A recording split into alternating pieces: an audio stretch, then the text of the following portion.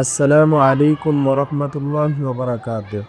প্রিয় বন্ধুরা, আজকে আমরা জানব জুমার দিনের বিশেষ 6টি আমল সম্পর্কে, যেগুলোর উপর আমল করলে প্রতি কদমে 1 বছরের নফল নামাজ এবং 1 বছরের নফল রোজার সওয়াব হাসিল হয়।